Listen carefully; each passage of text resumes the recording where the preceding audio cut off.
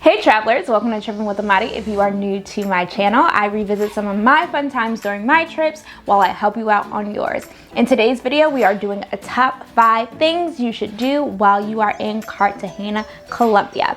So let's get right on into it, and please make sure if I did not touch any of your top 5 things, put it down in the comments. Number 1 is visiting Plaza de Trinidad, specifically in my opinion at night.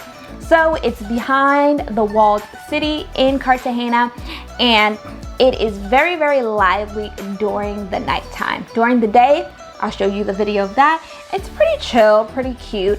It's right around a historic church, but at nighttime, it gets poppin'. Honestly, there are so many clubs and bars and restaurants around there, but also if you just wanna catch a vibe and see what locals are doing as well as other tourists, Plaza de Trinidad is the spot to go. Number 2, which is kind of obvious, is go to a coffee shop. So there are 2 coffee shops that I really enjoyed, and I'll put the names down below in the description as well on the screen. But I really enjoyed going to a Colombian coffee shop, one, because the coffee is really good there, even though I had a conversation with someone who actually works at a coffee plantation, and he said that the Colombian coffee in Colombia is not as good compared to what is exported. Totally get that, but maybe my taste buds are not as fancy, because the Colombian coffee I really did enjoy. It kind of reminded me of Jamaican coffee, but just a lot of bit stronger, but it wasn't bitter. So I really enjoy like sweeter, strong, robust coffee. So definitely make sure you hit up some coffee shops between your partying in Cartagena. Number 3 is do the 5 island tour. I was a little bit apprehensive to go, I'm not gonna lie, because I'm like, oh, it's really touristy, I don't really want to do it, but I had a ball. Our tour guide was Victor, and he was amazing. He spoke both Spanish and English, so it was really helpful for us, and we had a great time. We had chill islands where we were kind of just laying on the beach and soaking up the vibes, and then there were like party islands where there was a lot of people around. We were like basically having a bar in the middle of the beach, so it was really nice to experience like 2 or a couple different vibes. And the food, when I mean the food was, I never got tired of fried fish. I never got tired of stewed fish, fried fish. Like, I liked it all. Like, I feel like when I'm near the water, I must eat seafood.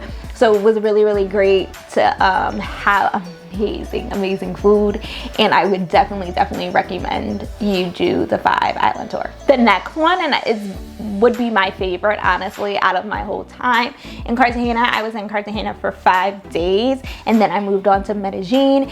But if you do want to see my suggestions for Medellin, make sure you go on my page, and when I am finished with uploading the video, I'll make sure I'll come back and put a link somewhere around here somewhere. And also I'll be uploading a full vlog for Cartagena as well as Medellin, and I'm doing something new on my channel, which is going to be a money breakdown, basically telling you how much I spent for the different excursions and the different foods and restaurants that I've been. And I want you to let me know if that's helpful for you. I always find it helpful to know how much things cost before I get to a place. So once again, my channel is here for you to help you along with your travel, and give you advice and things that I wish that I would have known before I got there. And if you do want a video of things that you should know before you go to Colombia, put that comment below. I'll definitely put that. But anyway, back to the list. Number 2, like I said, was my favorite one. It was Blue Apple Beach. So it was very chill. I mean, There are chill parts within Blue Apple Beach, and there are also parts where it's turn up. So I really enjoyed kind of the mixed experience. So I got a private cabana, which was not that expensive. It was like $25. And if you've ever been to other beach clubs, or just like buying a table or buying a cabana, $25 is like heaven sent. It's like nothing compared to like if you're getting a beach bed in like a Vegas beach club or a pool party or something like that. So 25 is like amazing. So I got a private cabana right near the beach, ordered some food, and it was like really cool, really chill. Read my book All About Love by Bell Hooks. You know, I'm trying to read more. Very chill during the morning, and it was like good contrast to the partying that we were doing at the nighttime around our area that we were in, around the walled city. And then we actually went around the pool, and the pool was definitely hype. There was actually a bachelorette party going on, so that was really interesting, just experiencing what that looked like. This guy was grinding in tights, and it was very weird. I'm just like, all right, cool. He was supposed to be a stripper, but there was no G-string. It was giving like athletic tights, so that's a choice. That's a move, I guess.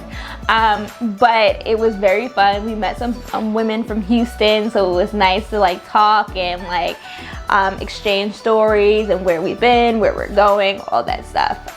So Blue Apple Beach, I definitely would recommend. And number one, I would say Palenque. So Palenque is the first freed African city in the Americas. So very similar to the Maroons. If you've watched my Jamaica Portland video where I talk about the different things that I did in Portland, Jamaica and Port Antonio, I talked about the Maroons and how they were a free black city within colonial times. So very similar to that, just less communication with former colonizers. There is a full history about Palenque. I definitely would recommend you learning about it before you go, but experiencing the past history of Palenque as well as the current people who are actually living there. So one of our tour guides, he still lives in Palenque. His family is from Palenque, and they're one of the best tours within that city. I was actually chilling out with his cousin, waiting around for the other visitors to come, so I helped make lunch, so that was really cool. I always like to go to places where black people have a history within the culture, the city, and learn more about people from the diaspora. So it was just if you're a history person, will be a great opportunity for you to learn more about colonization in the Americas and just a different perspective of the fight for freedom and what that looked like for individuals. Specifically for me, it hit home for me because individuals who look like me, and you know, like I say, we're all connected and we're all related some way and somehow. So Palenque was definitely a great experience to go to. So that is my top 5. Once again, if there's something that I missed, make sure you put it in the comments.